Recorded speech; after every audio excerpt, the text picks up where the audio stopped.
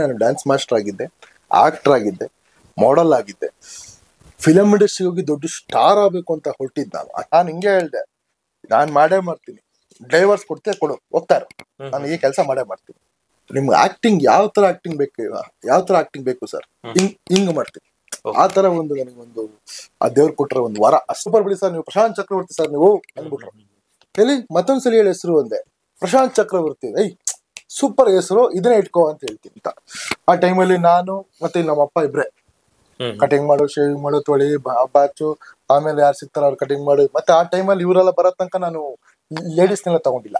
ನೋಡಿ, ಇವತ್ತು ನೀವು ಆಂಕರ್ ಆಗಿದ್ದೀರಾ, ಮುಂದೆ ನೀವು ದೊಡ್ಡ ಕೋಟಾಧಿಪತಿ ಆಗ್ಬೋದು, ಇಲ್ಲ ರಸ್ತೆ ಬಿದ್ದು ನಮ್ಮ ಆಶ್ರಮಕ್ಕೆ ಬರ್ಬೋದು, ಯಾರಿಗ ಗೊತ್ತು ಸರ್. ಇಡೀ ನಮ್ಮ ಆಫೀಸರ್ ಎಲ್ಲ ವರ್ಕರ್ಸ್ ಎಲ್ಲ ಫ್ರೆಂಡ್ಸ್ ಎಲ್ಲ ಬಂದು ನನಗೆಲ್ಲ ಅವ್ರ ಸಂಬಳದಲ್ಲಿ 5 ಲಕ್ಷ ರೂಪಾಯಿ ಕೊಡ್ತಾರೆ. ಆ 5 ಲಕ್ಷ ತಗೊಂಡು ನನ್ನ ವೈಫು ನನ್ ಬಿಟ್ಟು ಎಸ್ಕೇಪ್ ಆಗ್ಬಿಡ್ತಾಳೆ. ಅವಾಗ ನನಗೇನನ್ಸುತ್ತೆ ಅಂದ್ರೆ, ಈ ಚಪ್ಪಲಿ ತಗೊಂಡು ಈ ಬಟ್ಟೆ ಸುತ್ಕೊಂಡು ಹೊಡೆದಂಗಿರುತ್ತೆ. ಅವಾಗ ನಾನು ಒಂದು ಮಾತು ಹೇಳ್ತೀನಿ, ನನ್ನ ಹತ್ರ ಇದಕ್ಕೆ ಉತ್ತರ ಇಲ್ಲ, ಕುತ್ಕೊಳ್ಳಿ, ನೆಕ್ಸ್ಟ್ ನಾನು ಮಾಡಿ ತೋರಿಸ್ತೀನಿ, ಥ್ಯಾಂಕ್ ಯು. ಜನಸೇವಕರು ಅಂದ ತಕ್ಷಣ ರಾಜಕೀಯದವರು ನಾವು ಜನಸೇವೆ ಮಾಡ್ತೀವಿ ಅಂತಾರೆ, ಇನ್ ಕೆಲವು ಹೋರಾಟಗಾರರು ಜನಸೇವೆ ಮಾಡ್ತೀವಿ ಅಂತಾರೆ. ಸೊ ನನ್ನ ಪ್ರಕಾರ ಜನಸೇವಕರು ಮತ್ತೆ ಸೇವಕರು ಅಂತ ಅಂದ್ರೆ ವಯಸ್ಸಾದವ್ರನ್ನ ನೀಟಾಗಿ ನೋಡ್ಕೊಳ್ಳುವಂತವನು. ಅಂದ್ರೆ ಒಬ್ಬ ಮಗ ತಂದೆನ ವಯಸ್ಸಾಗಿದ್ರು ಚೆನ್ನಾಗಿ ನೋಡ್ಕೋತಾನೆ ಅಂದ್ರೆ ಅವನು ಒಬ್ಬ ಸೇವಕನ. ಯಾಕೆಂದ್ರೆ ಎಷ್ಟೋ ಅನಾಥರು, ಎಷ್ಟೋ ವಯಸ್ಸಾದವರು, ಎಷ್ಟೋ ವೃದ್ಧರು ಬೀದಿಯಲ್ಲಿ ಊಟ ಇಲ್ಲದೆ ಭಿಕ್ಷೆ ಬೇಡ್ತಾ ಇದಾರೆ, ಮತ್ತೆ ಬೀದಿಯಲ್ಲಿ ಯಾವುದೇ ರೀತಿ ಸೌಕರ್ಯ ಇಲ್ದಂಗೆ ಇರ್ತಾರೆ. ಸೊ ಅಂತವರಿಗೆ ಒಂದು ಆಶ್ರಯ ಕೊಟ್ಟಂತಹ ಎಷ್ಟೋ ಅನಾಥಾಶ್ರಮಗಳಿದೆ. ಸೊ ಅದರಲ್ಲಿ ನಾವು ಇವಾಗ ಇರೋದು ಪ್ರಶಾಂತ್ ಚಕ್ರವರ್ತಿ ಅವರ ಆಶ್ರಮ. ಸೊ ಬನ್ನಿ ಅವ್ರನ್ನ ಮಾತಾಡ್ಸೋಣ. ಯಾಕೆಂದ್ರೆ ಅವರು ಬರೀ ಸೇವಕರಾಗಿ ನೋಡಿರ್ತೀರಾ, ಬಟ್ ಆದ್ರೆ ಅದಕ್ಕಿಂತ ಮುಖ್ಯವಾಗಿ ಅವರು ಒಬ್ರು ನಟರು, ಒಬ್ರು ಡ್ಯಾನ್ಸರು, ಪ್ರತಿಯೊಂದು ಅವ್ರ ಬಗ್ಗೆ ತಿಳ್ಕೊಂತ ಹೋಗೋಣ. ಸೊ ಬನ್ನಿ ಸರ್. ನಮಸ್ತೆ. ನಮಸ್ಕಾರ ಸರ್. ನಮಸ್ತೆ ಸರ್. ಹೇಗಿದೆ ಆಶ್ರಮ ಎಲ್ಲ?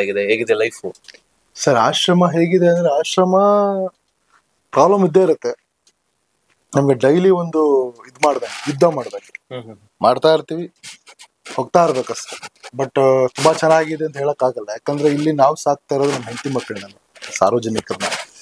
ಬೇರೆ ಯಾರೋ ಮಾಡ್ದಿರೋ ಕೆಲಸನ ನಾವು ಮಾಡ್ತಾ ಇದೀವಿ ಅಂದ್ರೆ ಗೊತ್ತಾಗತ್ತೆ. ಸರ್ಕಾರ ಮಾಡ್ದಿರೋ ಕೆಲಸ ನಾವು ಮಾಡ್ತಾ ಇದೀವಿ. ಬಟ್ ಕಷ್ಟ ಇದ್ದೇ ಇರುತ್ತೆ, ಹೋಗ್ತಾ ಇರುತ್ತೆ, ಮಾಡ್ತಾ ಇದೀವಿ. ಎಲ್ಲ ಒಂದು ದೇವ್ರ ದಯೆ, ಜನಗಳ ಆಶೀರ್ವಾದ, ನಿಮ್ಮಂತ ಮೀಡಿಯಾದವ್ರ ಒಂದು ಸಪೋರ್ಟ್ ಅಷ್ಟೇ. ಸರ್, ಪ್ರಶಾಂತ್ ಚಕ್ರವರ್ತಿ ಅಂದ್ರೆ ಯಾರು? ಪ್ರಶಾಂತ್ ಚಕ್ರವರ್ತಿ ನಾನೇ ರೀ, ಮತ್ತೆ ಯಾರು? ಅಲ್ಲ, ನೀವೇನೆ. ಬಟ್ ಏನಾಗಿದ್ರು ಮುಂಚೆ, ಹೆಂಗ್ ಬಂದ್ರು ಈ ಫೀಲ್ಡ್ಗೆ? ಸರ್, ಪ್ರಶಾಂತ್ ಚಕ್ರವರ್ತಿ ಆಗಕ್ ಮುಂಚೆ ನನ್ನ ಹೆಸರು ಬಂದು ಚಕ್ರವರ್ತಿ ಇರ್ಲಿಲ್ಲ. ಬರೀ ಐ ಆಮ್ ಓನ್ಲಿ ಏನ್ ಹೇಳಿ ಪ್ರಶಾಂತ್ ಅಷ್ಟೇ ಇದೆ ನನ್ನ ಒಂದು ಹೆಸರು. ಹಂಗೆ ಬರ್ತಾ ಇದ್ವಿ. ನಾನು ಅವಾಗ ಗಾರೆ ಕೆಲಸ, ಪೇಂಟ್ ಕೆಲಸ, ಸೊಪ್ಪು ಮಾರ್ಕೊಂಡು ಹಿಂಗ್ ಜೀವನ ಮಾಡ್ತಾ ಇದ್ದು. ಆಕ್ಚುಲಿ ನಮ್ಮ ಅಪ್ಪ ಬಂದ್ಬಿಟ್ಟು ಪೇಂಟ್ರು. ಮನೆಗೆ ನಮ್ಮ ಅಪ್ಪ ಪೇಂಟ್ ಮಾಡಿ ಒಂದು ಸಂಪಾದನೆ ಮಾಡ್ತಾ ಇದ್ರು.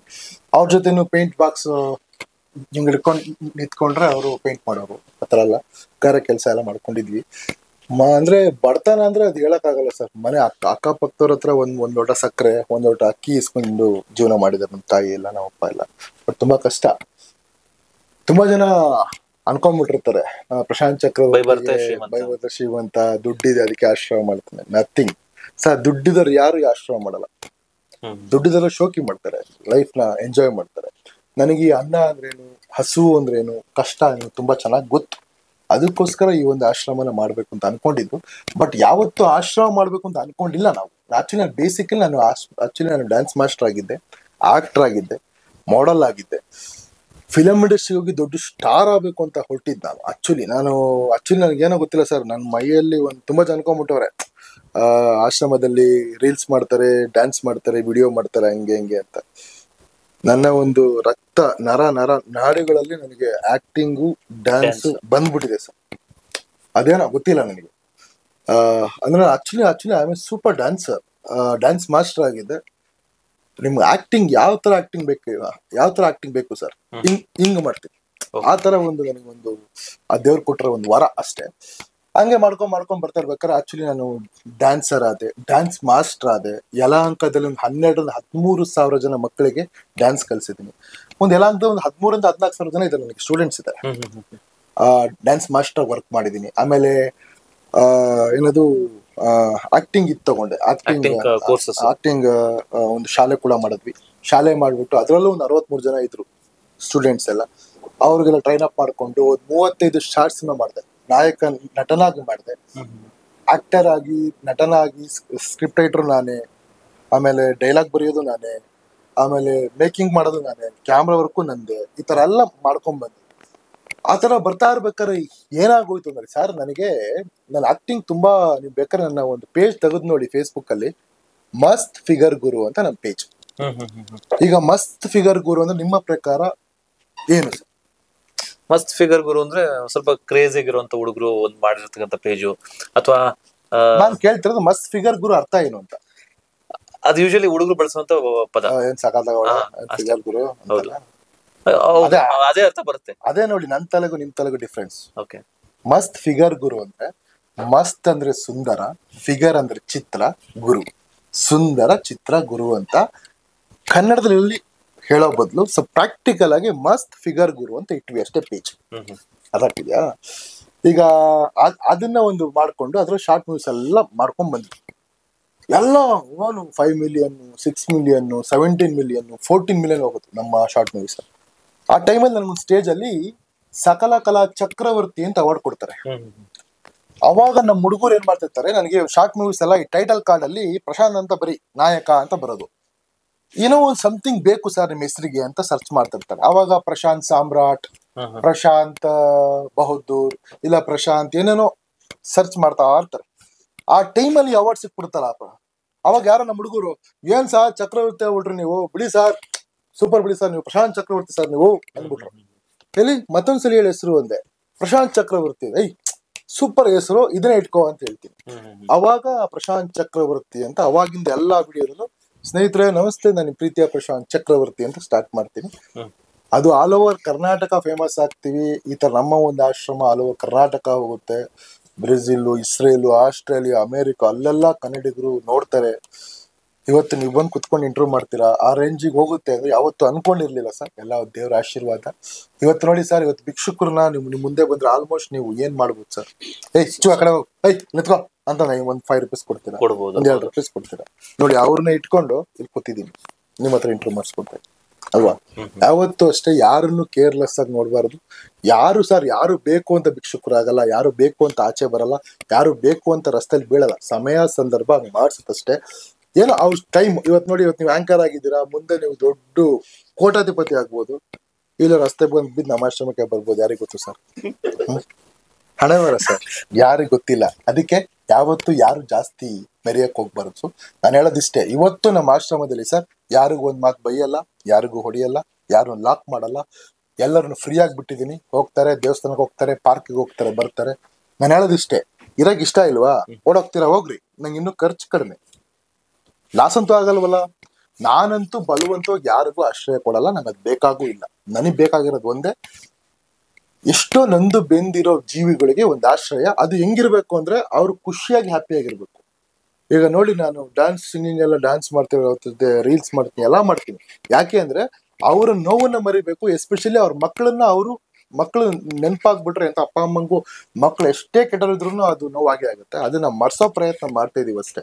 ಅದು ಬಿಟ್ಟು ನಾನ್ ಹೀರೋ, ನಾನ್ ಸೂಪರ್, ನಾನ್ ಸಖತ್ ಸೇವಕ, ನೋ, ಐ ಆಮ್ ನಥಿಂಗ್.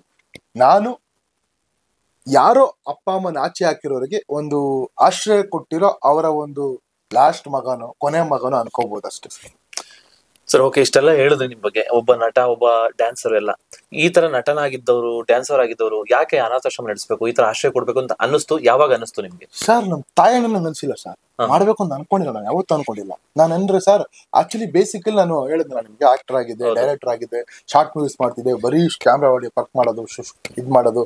ರಾತ್ರಿನೇ 1 o'clock ಎಲ್ಲ ನಮ್ಮ ಬಾಯ್ಸಿಗೆ ಫೋನ್ ಬೇಗ ಬರ ಕುತ್ಕೊಂಡು ಡೈಲಾಗ್ ಬರೆಯೋದು, ಸ್ಕ್ರಿಪ್ಟ್ ಬರೆಯೋದು, ಈ ತರ ಹುಚ್ಚ ನಾನು. ಒಟ್ಟ ಇಂಡಸ್ಟ್ರಿ ನಿಂತ್ಕೋಬೇಕು, ದೊಡ್ಡ ಸ್ಟಾರ್ ಆಗ್ಬೇಕು, ಒಂದ್ ಒಳ್ಳೆ ಹೀರೋ ಆಗ್ಬೇಕು, ಆ ತರ ಮೈಂಡ್ ಸೆಟ್ ನಮ್ದು.